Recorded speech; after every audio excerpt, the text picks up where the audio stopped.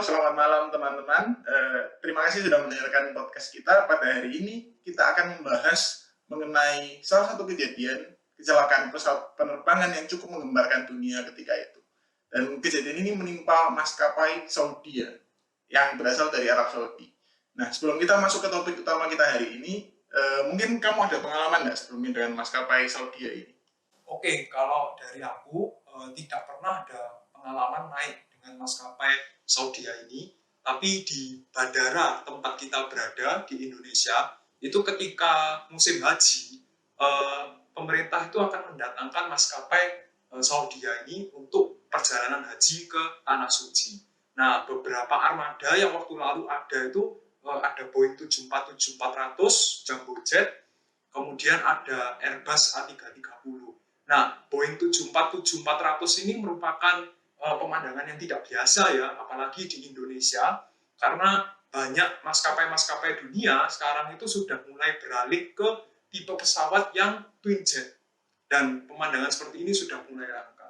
Nah, pemandangan-pemandangan yang langka ini kayak sangat-sangat sangat membuat kita bahagia itu. Karena jarang banget kita bisa nonton 747-400, apalagi di Indonesia dan pada masa-masa sekarang ini. Dan ketika kita melihat 747-400 meraung mesinnya dan take off itu, wah, sangat majestic sekali itu. Betul, apalagi itu pengalaman 1 tahun sekali, dan ketika pesawat ini take off, itu dia hampir membersihkan debu-debu yang ada di landasan pacu.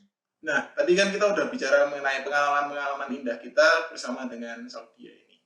Namun pada hari ini yang akan kita bahas itu tentu saja tidak seindah pengalaman-pengalaman kita tadi. Yang akan kita bahas itu adalah mengenai kecelakaan dari penerbangan 163 dari maskapai Saudi ini. Nah, mungkin kamu bisa ceritain dulu highlight dari penerbangan ini itu seperti apa? Oke, jadi Saudi penerbangan 163 ini adalah penerbangan yang melayani rute dari Bandara Quaid-e-Azam di Karachi, Pakistan ke Bandara Kandara di Jeddah, Arab Saudi, dengan pemberhentian di Bandara Internasional Riyadh untuk pengisian bahan bakar. Nah, pada tanggal 19 Agustus 1980, pesawat ini mengalami kebakaran saat lepas landas dan gagal melakukan evakuasi saat melakukan pendaratan darurat. Nah, pesawat yang terlibat ini berjenis Lockheed L1011 TriStar, di mana kecelakaan ini merupakan kecelakaan yang paling parah sepanjang sejarah di Arab Saudi. Nah, pesawat yang terlibat dalam kecelakaan ini adalah L1011 TriStar yang dibuat oleh pabrik Lockheed di Amerika Serikat.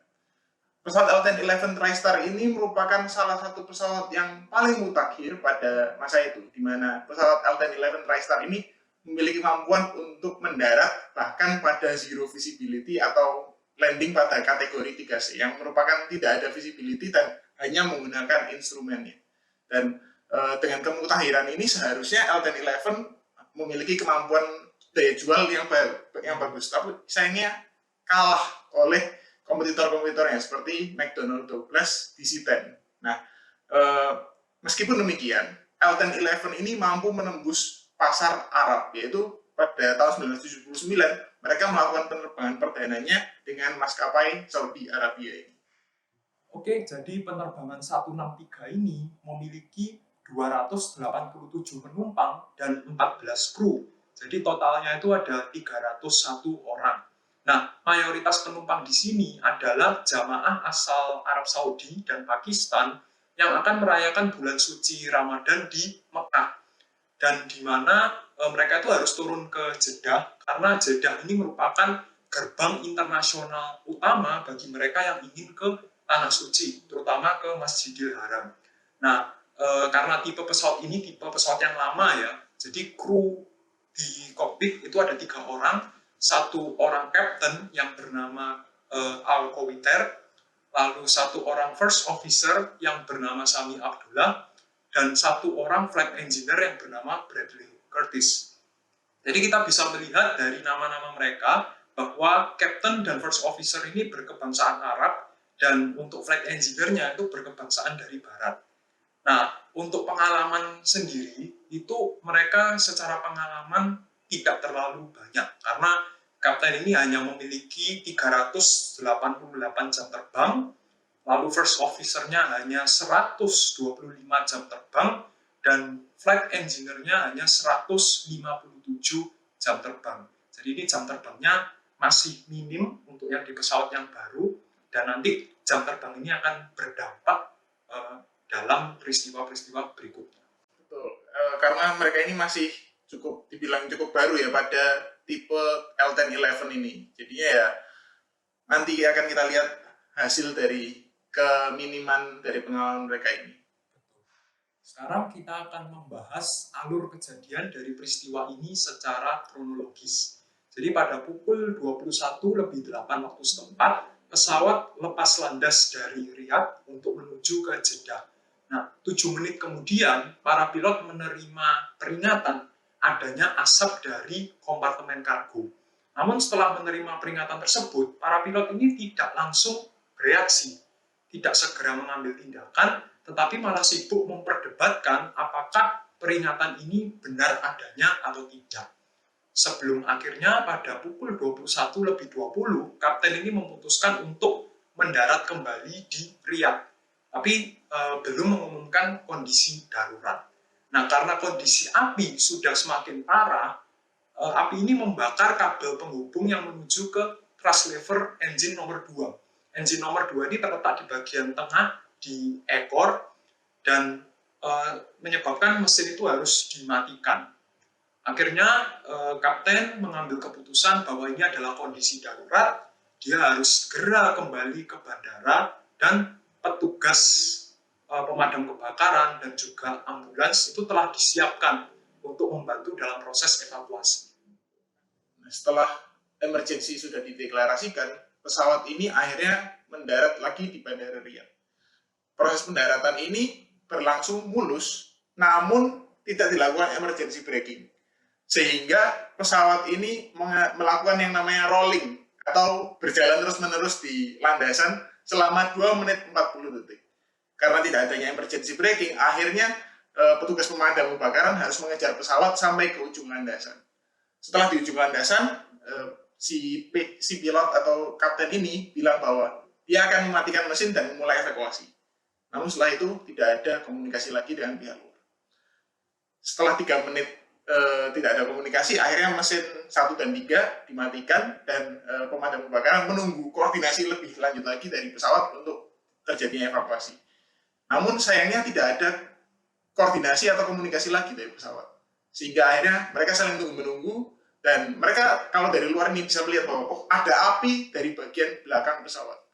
Setelah 23 menit tunggu-menunggu itu, akhirnya mereka baru mau untuk membuka pintu pesawat. Pintu pertama yang dibuka adalah pintu R2 yang terletak di sisi kanan, di depannya saya persis.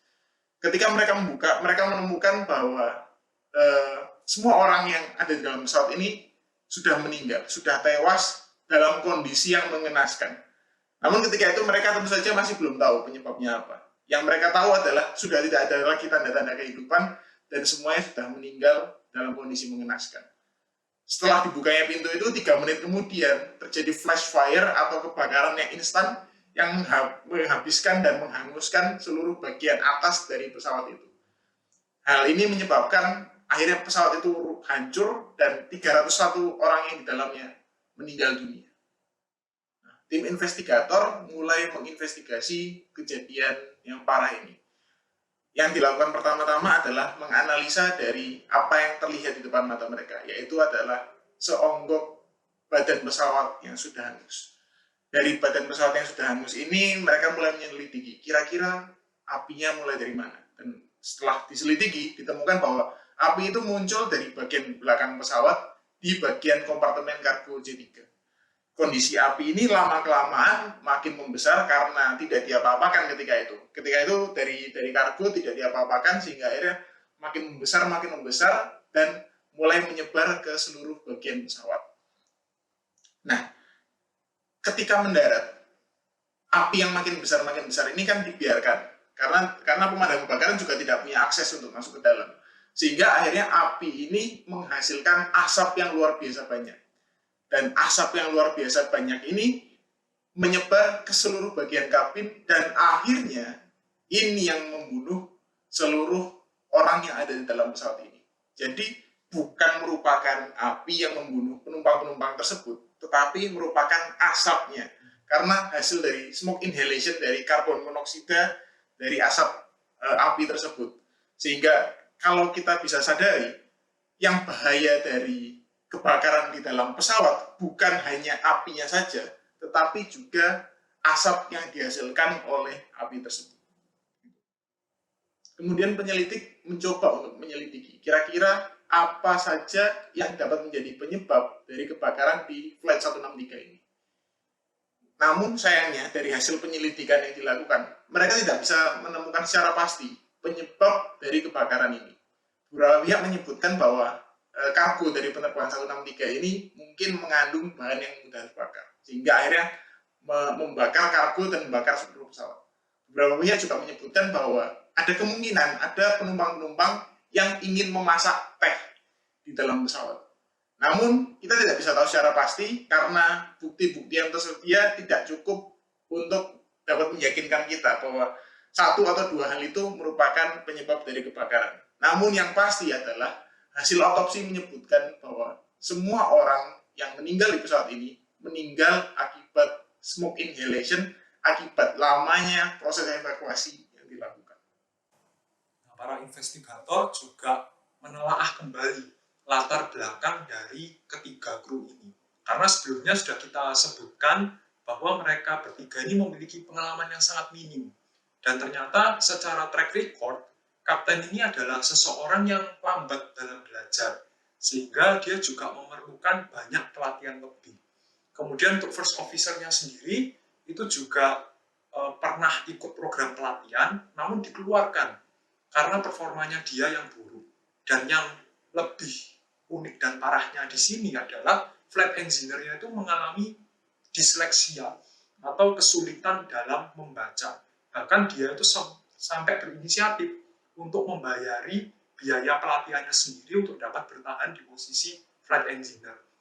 Dan penyelidikan lebih detail dengan melihat cockpit voice recorder, dengan mendengarkan, ditemukan bahwa komunikasi ketiga pilot di dalam kokpit ini sangat-sangat kurang.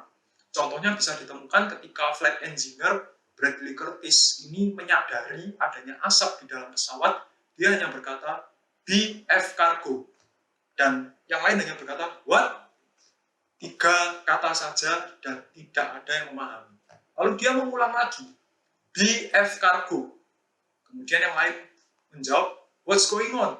Nah, ini menandakan komunikasi yang buruk antara mereka bertiga, walaupun flight engineer Bradley Curtis ini yang menyadari seberapa parah kondisi asap di dalam pesawat, namun ketika dia pergi ke kabin untuk mengecek kondisinya, itu kapten dan first officer cenderung meremehkan karena menganggap dia kondisi disleksia dan dalam kondisi yang unfit to fly. Kondisi disleksianya si Bradley Curtis sebagai flight engineer ini mungkin menyebabkan kemampuannya dia untuk menyampaikan informasi itu jadi kurang, sehingga ketika dia tahu oh ini ada sesuatu yang salah yang terjadi, dia cuma mau menyampaikannya BF cargo karena dia mungkin kesulitan juga mau menyampaikannya gimana, dan akhirnya hal-hal seperti itu yang mengakibatkan kurangnya rasa respect dari rekan-rekannya di kokpit terhadap dia. Dan dia sepanjang perjalanan, ketika dia sepanjang perjalanan itu dia akhirnya berusaha untuk menenangkan dirinya dengan bilang it's going to be okay, semuanya akan berjalan dengan baik, seperti itu. Dan kondisi disleksia ini juga menyebabkan flight engineer ini kesulitan dalam mencari prosedur emergensi di dalam checklist. Dan faktor lain juga, kaptennya ini terlalu santai sepanjang perjalanan. Jadi di dalam cockpit voice recorder, dia terdengar selalu bernyanyi, bersiul, bahkan mengumumkan kondisi darurat saja itu terlambat. Tapi yang bisa kita simpulkan adalah kematian orang-orang ini disebabkan oleh satu hal saja, yaitu adalah ketidakkompetenan dan kurangnya koordinasi dari kru, baik dalam pesawat maupun kru yang ada di darat, sehingga menyebabkan evakuasi yang berjalan lebih lambat. Dan di mana ada peristiwa yang memakan korban, peristiwa menyedihkan, itu pasti ada pembelajaran supaya kejadian ini tidak berulang lagi di masa depan. Nah, salah satu pembelajarannya itu pihak maskapai mulai menerapkan yang namanya crew resource management. Jadi itu memerintahkan bahwa pilot-pilot yang masih junior itu jangan pernah takut untuk menyampaikan pendapatnya kepada yang lebih senior selama ada data-data dan bukti pendukung yang kuat. Kemudian pihak maskapai juga melakukan revisi atas prosedur evakuasinya. Jadi evakuasi sekarang itu harus dalam kondisi yang cepat, di mana ketika sudah ada perintah evacuate dari dalam kokpit, maka evakuasi itu harus dilakukan dalam waktu 90 detik atau kurang. Kemudian dari sisi pelatihan pilot, untuk pilot-pilot yang gagal, itu tidak boleh diterima kembali, karena itu sudah menandakan bahwa track record yang buruk ini akan mempengaruhi dari sisi pengalaman dan juga sikap dia dalam mengambil keputusan. Lalu satu hal yang tidak kalah penting, itu pemadam kebakaran di bandara harus disiapkan untuk kondisi-kondisi darurat. Ditemukan bahwa ketika Saudia penerbangan 163 ini mengalami emergency, itu para pemadam kebakaran belum pernah melakukan pelatihan sebelumnya. Jadi ini temuan-temuan penting, dan dari pihak manufakturer pesawat itu juga menambahkan material yang tahan terhadap api, yang membatasi antara area kargo dan juga area kabin. Jadi api itu tidak sampai menyebar dengan parah. Nah, selain itu, ketika tahun 1980-an ini, kita bisa tahu dengan pasti ya, bahwa ketika itu bagasi-bagasi atau barang bawaan yang bisa dibawa ke pesawat itu cenderung lebih bebas, sehingga kita bisa bawa apa aja. Kita bisa bawa ayam, kita bisa bawa kompor gas, kita bisa bawa segala macam benda yang kemungkinan berbahaya ke dalam pesawat. Sehingga semenjak ada kejadian-kejadian seperti ini, mulai terjadi pengetatan hingga seperti saat ini, di mana benda-benda yang bisa meledak atau bisa terbakar seperti power bank contohnya, itu dilarang untuk dibawa bahkan ke dalam kargo sekalipun. Selain itu, dari pengalaman ini mulai juga diterapkan sistem bahwa kalau pilot yang satu kurang berpengalaman sebaiknya dipasangkan dengan pilot yang lebih berpengalaman, sehingga terjadi balance of experience di antara mereka yang dapat memastikan bahwa penerbangan apabila terjadi sesuatu dapat diselesaikan dan berakhir dengan sangat baik. Walaupun ketiga pilot ini secara pengalaman masih terbilang kurang, namun tidak lupa ada jasa dari 11 orang cabin crew member yang dengan gagah berani berusaha memadamkan api di dalam pesawat, bahkan ketika tidak ada instruksi yang jelas di dalam kokpit. Nah, ini menunjukkan bahwa tugas cabin crew itu tidak hanya menyajikan makanan dan minuman saja kepada penumpang, tapi mereka juga harus siap dalam kondisi-kondisi darurat seperti ini. Tentu saja kejadian yang luar biasa hebat ini menimbulkan bekas luka yang amat dalam bagi keluarga dan rekan-rekan dari seluruh 301 orang yang berada di dalam pesawat. Karena kehilangan 301 orang ini sangat luar biasa hebat, dan apalagi mereka ini sedang dalam perjalanan untuk beribadah. Dan tentu saja dunia aviasi sekarang sudah sangat berkembang dan keamanannya sudah meningkat sangat drastis. Dan kita harus apresiasi dan hargai dan serta taati juga segala peraturan yang ada di dunia aviasi sekarang, karena peraturan-peraturan tersebut merupakan pembelajaran dari kejadian-kejadian seperti ini dan harus kita taati, karena tentu saja itu untuk kebaikan kita sendiri. Terima kasih telah mendengarkan podcast kami. Jangan lupa klik like, komen, dan subscribe di YouTube, dan juga like dan follow kami di Spotify. Sampai jumpa di episode podcast kami berikutnya, dan terima kasih.